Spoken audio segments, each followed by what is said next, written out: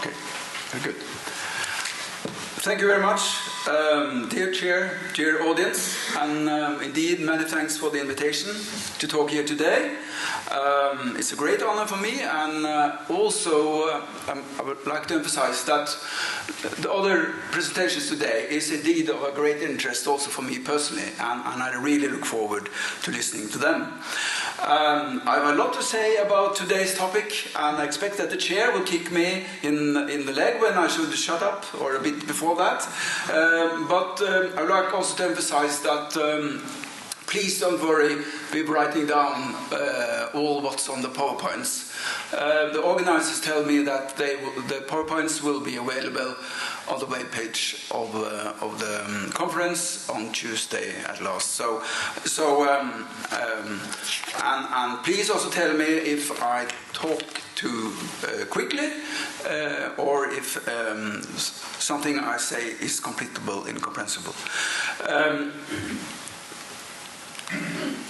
My structure will be roughly as this. First, I will draw a map of social support from the point of view of active citizenship, and I will talk about some key concepts and recent trends.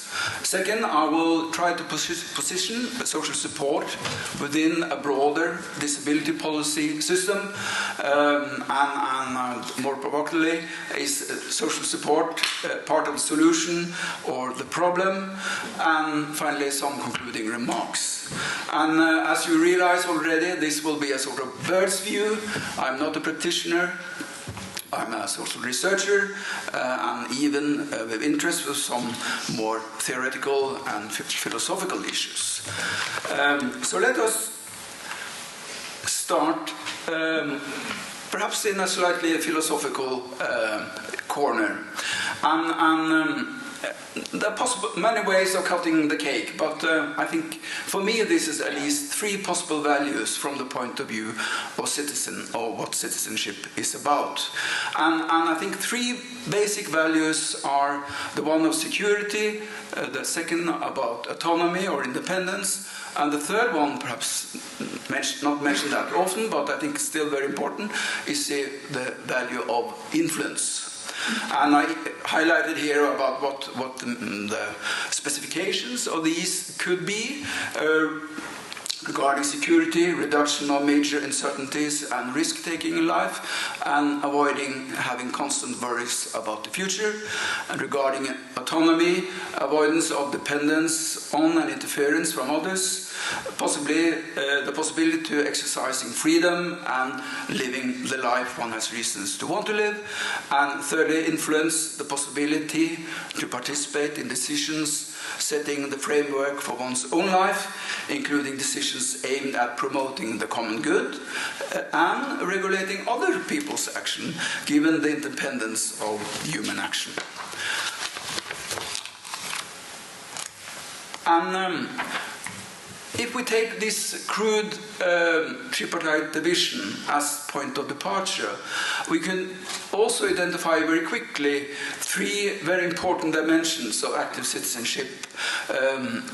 And the third one is, of course, the possibility to exercise rights and duties. And in terms of social citizenship models, we often associate this one with the T.H. Marshall, the British social theorist and sociologist, and what is called, we could call a social liberal perspective. And secondly, regarding autonomy, the focus or dimension of active citizenship from this one would be the possibility of exercising choice, taking responsibility or self-responsibility. And again, if we simplify matters very much, we can associate this with a more market liberal or liberal in general citizenship model. And thirdly, regarding influence, it's about exercising co-determination and participation in self-organized activity, and more or less then, as I said, common good oriented. And again, in terms of sort of normative perspectives on citizenship, this dimension is often associated with a civic republican tradition. And again, we could talk a lot about these, but let us extract some questions about the relevance of this map for what we see in the terrain. And in my view, of the last century, social and political arrangements in Western democracies have to different extent allowed or promoted the three dimensions of active citizenship and the underlying values. And I think it's also fair to say that diverse countries have historically given greater weight to some of these underlying values than others. Again, if we simplify, whereas countries associated with perhaps liberal model have generally emphasized autonomy and citizenship's choice and self-responsibility more strongly, for instance, than countries associated with the Nordic model. The latter countries have given stronger priority to the values perhaps of security and reciprocities of rights and duties, etc. And what is striking to me is that in the course of the last 2 decades, much of these differences have been blurred, and we can see that there are sort of a mixing of dimensions in a number of different welfare states, and we see different attempts to reconcile and balance these different dimensions in new and sometimes difficult ways, and sometimes promising and constructive ways. And I think also it's fair to say that generally the value of influence, co-determination, has gained growing significance over the last 2 decades. And but this, of course, doesn't happen in a vacuum or the void. Its changes have partly been driven by the ways in which governments have responded to the challenges facing traditional social policy arrangements, globalization pressures, migration, economic deficits, etc. We also have seen international policy learning through the United Nations, Council of Europe, etc.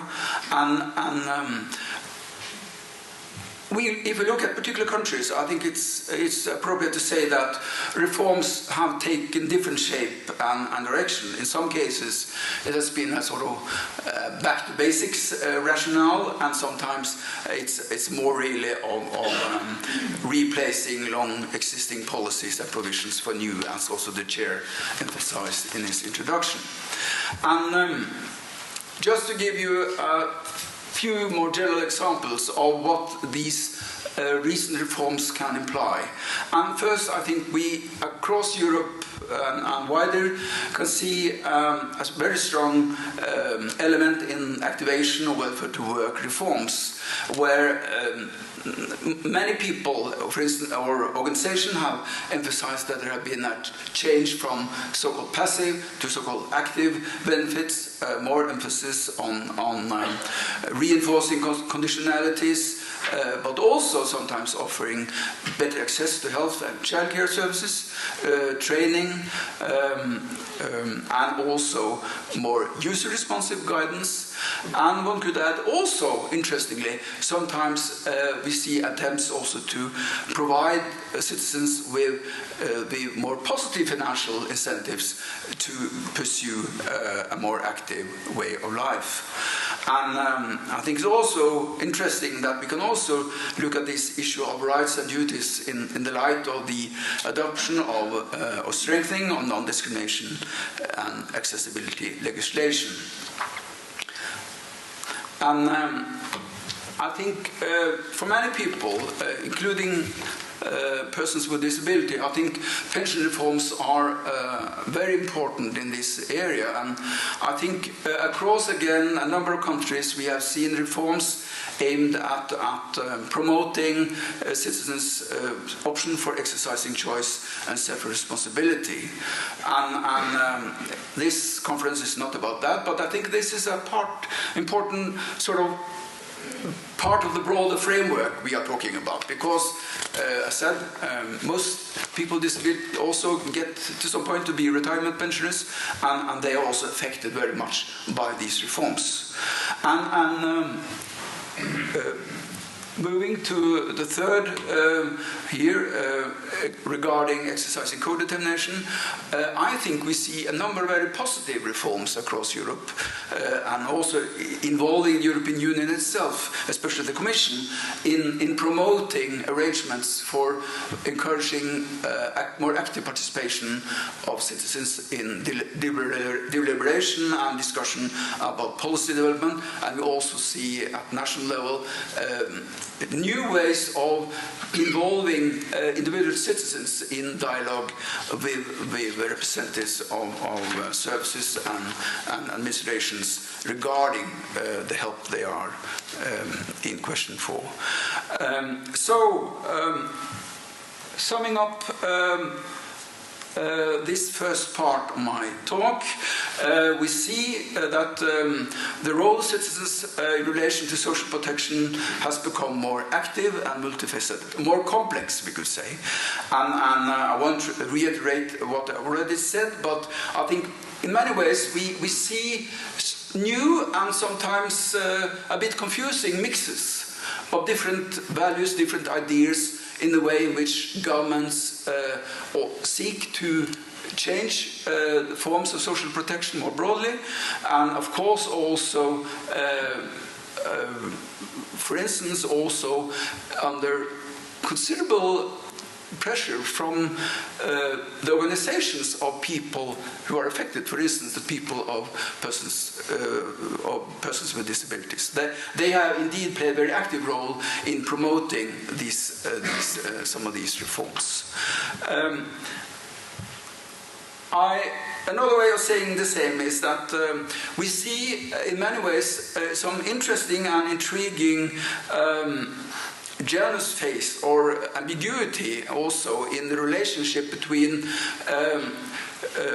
policies impacting citizenship, where we both see what could call a redistribution dimension, where the core is improving citizens' access to resources in a wide sense, not only money, but also qualifications, skills, possibilities for a more independent living.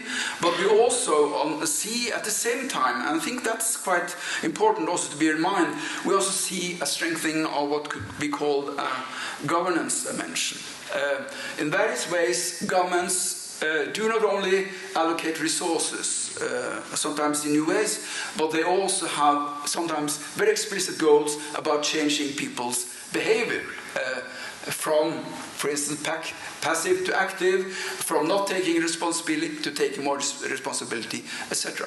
And that may perhaps sometimes be seen as positive, but at least some observers are also sort of a bit ambivalent about what the implication, because it could potentially also undermine some of the promise of greater independence if one is at the same time sort of exposed to some sort of more or less conscious attempts to change one's behavior. So I leave this issue for the time being and move on to the second part of my presentation regarding positioning social support within a broader what I call disability policy framework. Again,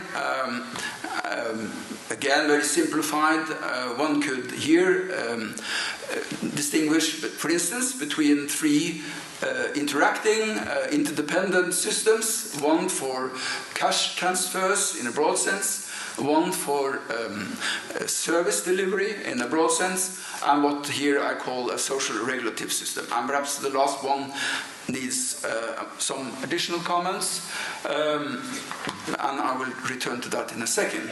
When I call this a system, is to emphasize that these three parts are interconnected and interdependent, and that changes in one of them are likely to have consequences for the two others, by design or default. And important questions here is, of course, whether these three parts have all three the necessary force, and whether their interrelationships, their interconnectedness, are structured in a way to enable synergies so that they actually work together and not separately or even at cross purposes. And the term social regulation can be used in many ways, but I think important idea is that they involve government efforts to influence the behavior of non-governmental actors, for instance employers, other actors operating the markets, in a way that promotes social objectives. And for instance, just to give an example, I'm here talking, for instance, about non-discrimination legislation, accessibility legislation, etc. And of course, one of the appeals of social regulation is that it appears not to cost anything to governments. It's sort of social policy for free. But I think there are good arguments for that the impact of social regulation will increase or be greater if it's regarded as a complement rather than an alternative to redistribution. And I think also for me it's important to specify that or emphasize that cash transfer systems are multi-purpose. They are providing obviously income support, direct payments, etc. to individuals, but in many countries what is sort of classified as money for cash transfers are actually also involving funding of participation in training and other strengthening of qualifications. They are also contributing to the cost of appropriate accommodation in the workplace, etc. And so when one is discussing whether what is sort of the strengths and weaknesses of social support systems as we see them in different shape in different European countries, I think the question of whether they are actually multi-purpose or not is quite important to consider. And otherwise, I think there's a risk of throwing out the child with the water. And as there are some commentators who make very strong links between what they call social supports or redistributive welfare policies and the latent risk of exclusion of persons with disabilities. And I go to some length in my presentation to question this, and I will jump a bit to what is, in my view, then again the important question here is that to what extent redistributive disability policies are actually prioritized and extensive in different countries, whether they are right-based or means-tested, and whether they are oriented towards promoting employment or not, whether they actually involve service delivery, and whether they actually are aimed at playing together with social regulation. And I think all these issues are related to policy choice and design. And I think for these dimensions, I think the issue of means testing is particularly important to consider. And I think what is often seen as the weakness of social supports more generally is very much related to the role and the actual design of means testing in social protection measures. And I will try to return to that. Now I will do what we sociologists often like to do. I would like to test some of these crude associations I've touched upon here.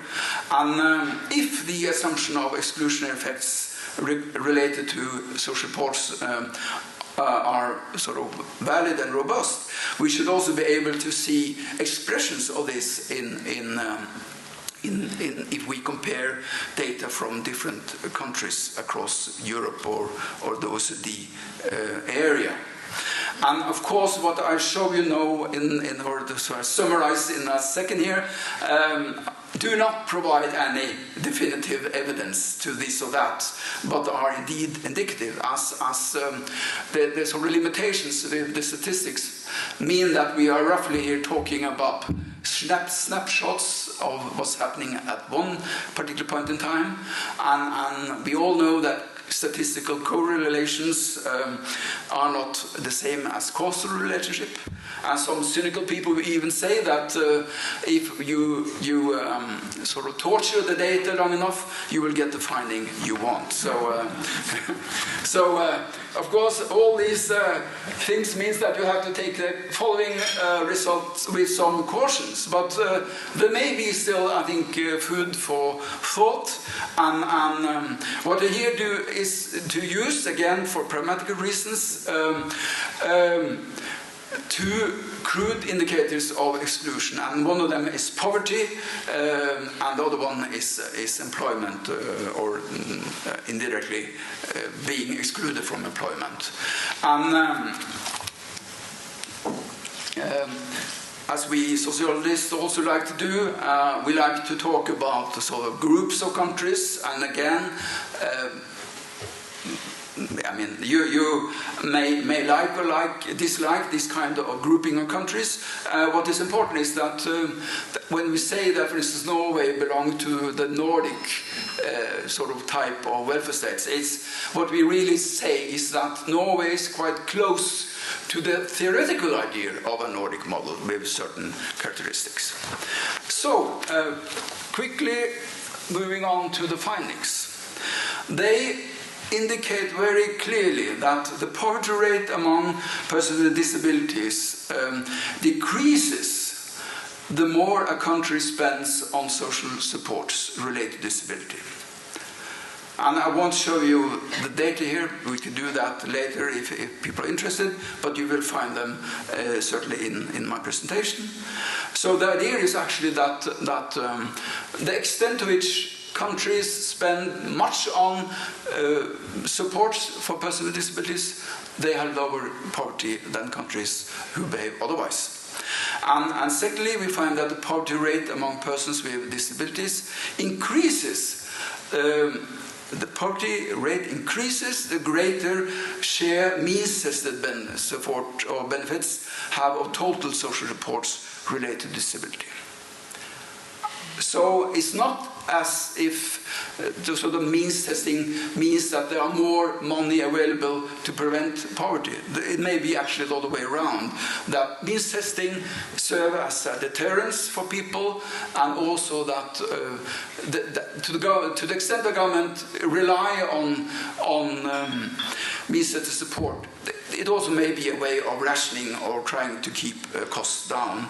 And thirdly, poverty rates decreases the larger the employment rate among persons with disabilities in the country is. So again, we could discuss cause and effect here, but there is sort of quite clearly that even if we know about working poor people, it's broadly across countries the case that if a country has a high proportion of people with disabilities in employment, it means also lower poverty rates among people with disabilities.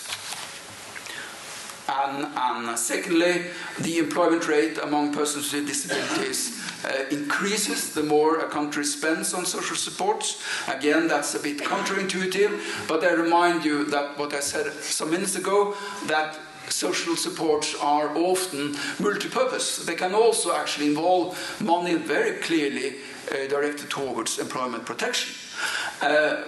Secondly, employment rate among persons with disabilities decreases the greater the share of means-tested supports. And that, again, to the extent that this actually means something in practice, could illustrate the problem of poverty traps. That means that some designs of means testing serves as keeping people in poverty and actually discourage people from trying to get work, because then they lose various sorts of social supports related to being outside work. And thirdly, the employment rate among persons with disability increases the greater share services make of total social support related to disability. So, I will just skip some points here, not to spend too much time. Returning now to summing up this section. Again, very crudely, the findings do not lend support in general terms, that that persons with disabilities receiving social supports are necessarily at risk of exclusion. If anything, the findings suggest that the more a country spends on social supports, the more likely persons with disabilities are able to be employed and able to avoid poverty. And third, the findings indicate, to the extent we can rely on them, that protect persons with disabilities against poverty has been given lowest priority in some liberal market economies and the highest priority in social market economies. And fourth, the four Nordic social market economies have clearly spent the greatest proportion of GDP on social supports, while three of the liberal market economies here have spent the lowest proportion. And moreover, the three of the Nordic social markets economies have, to the least extent, used means testing, and more generally, the findings illustrate that it's not the provision of social support in itself that necessarily that creates perhaps a risk for exclusion, but the way in which the system of social support is designed and administered. Yes. Moving to my concluding comments. My main message is that we don't need to discard the redistributive part of disability policy system, but we need to redesign, refocus and strengthen some of the parts and find ways to get these parts to work better together in a more effective and mutually enhancing way. And generally speaking, the problem is sometimes a too narrow focus on income maintenance within social support at the expense of active efforts aimed at improving the capabilities, qualifications, working practice and actual employment of persons with disabilities. And some prefer to argue for such capability building use of public resources through new vocabularies such as social investment and developmental welfare. And for me, it's a bit like that. These new vocabularies perhaps are important in some national context, but at least in the Nordic context, I think there's a risk that they overshadow the underlying human rights issues. And that especially perhaps the notion of social investment has also the risk perhaps that one focus too much on young children and young people, and that at least some people have not been able really to see also how the social protection and services for persons with disability also actually can also be interpreted in a social investment perspective. So I think sometimes one is by using the social investment rhetoric, I think one involves oneself in some discussions that perhaps is a bit misleading. Coming closer to an end. In many countries, the redistributed parts of the disability policy system do encompass resources for capability building purposes. But I think even in countries that have this possibility, it's not always used. So it's important actually that there is a political and administrative will to use these parts actively. And that also includes indeed my own country, that there are options in the legislation and the provision that the government, for various reasons, refer from using. Because, for instance, they are afraid of subsidizing employers in a way they shouldn't, or sort of create what they call deadweight problems. And I think also there are a number of recent and ongoing changes in countries' governance and social protection system that are clearly enhancing active citizenship. And I think in these times, these turbulent times, it's very important that these change towards more active citizenship focus must not drown in the sort of current economic crisis and sort of be dropped out as part of austerity measures, cuts and struggle for greater efficiencies in public expenditure. And to make further progress in achieving equal treatment and inclusion of persons with disabilities, I think personally that it is of particular significance to deal with these two obstacles. First, that the scope that many employers, for instance in my country, still have to deny a qualified job seeker with a disability the possibility to actually get a job, to get work experience, based on the employer's so-called risk assessment, and without the employer actually needing to be accountable for this assessment.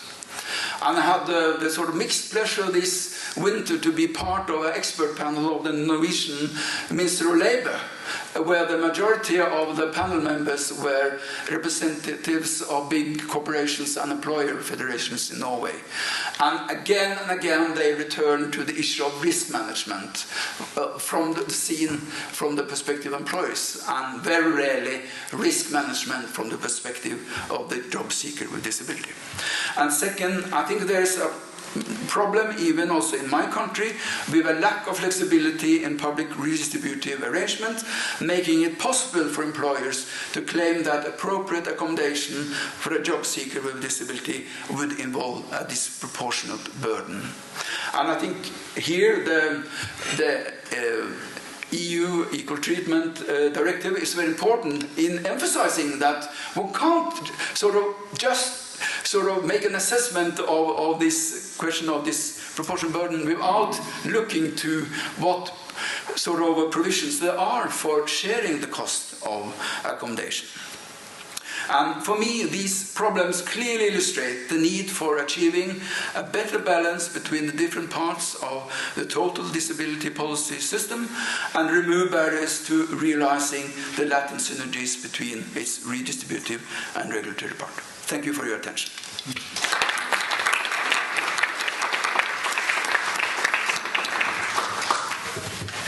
Thanks, Bjorn. I think you painted a nice bridge sidewards to some of the more transcendent issues about the future of our social model. And of course, that debate is conspicuous by its absence in the disability context. We've grown very comfortable dealing with self-regarding issues within the four corners of disability policy, but it's critically important to connect it back up to some of these broader shifts in tectonic plates and how we imagine the social state and how we operationalize it. Thank you for reminding us, and it really struck me as if we were going back to William Beveridge in the 1940s about the original purposes of the welfare state being security, autonomy and influence, reaching beyond oneself and connecting more generally in the community as well as in the political apparatus. And thank you also for mentioning the antinomy, the dialectic between passive support and activation of the citizen as being a critically important element of any respectable welfare apparatus. You pointed to the link between things like law and policy, very superficial thing, very important things like non-discrimination law, which really applies a rust solvent to doors that are shut to people, and then the redistributive side, which in a sense is enabling people to move through those doors when those doors are finally opened. So there's a very nice complementarity going on there, but I sense that perhaps you were also saying that maybe one thing we've forgotten is to constantly keep linked these developments on the regulatory side with the redistributive side. With respect to the redistributive side, I think you made the point very successfully that services in and of themselves are not necessarily a barrier to people assuming a more active life, but the key question is the way in which social support is designed and administered, and that is in a sense why we're here, and that is the bridge to the next presentation, because of course the trend now is to try and configure those services to give power to the person so that the services don't stand in the way of getting a life, but they're actually key to enabling a person to get a life. And I think that was a very nice way of putting it. You also challenged us in terms of whether new vocabularies of social investment, development, welfare state, although legitimate within their four corners, maybe overshadow some of the transcendent purposes of what we're trying to achieve, which in a sense is active citizenship and the civic republican model, which you did mention, which is very close to the heart of our new president. And you also mentioned the whole capabilities philosophy, which I think provides a very neat way of looking afresh at the whole issue of services and so on and so forth. You mentioned the absence of capacity building, and I think that's a key thing for us in this country, particularly with respect to parents, but also with respect to people with disabilities themselves and how they can grow their own capabilities to assume the control over the resources that will be progressively, hopefully, devolved to them in the near future. And most importantly, you also said, even in the economic downturn, it's critically important not to let the activation side of the debate fall by the wayside, which I think was incredibly important. So that was the bridge sidewards. We're really grateful to you because this bridge sidewards is very seldom painted in the disability context, although it's pretty obvious that some of the debates we have in disability are just proxies for some of the larger wars about the future of our welfare apparatus. So it behoves us to become aware of those larger debates.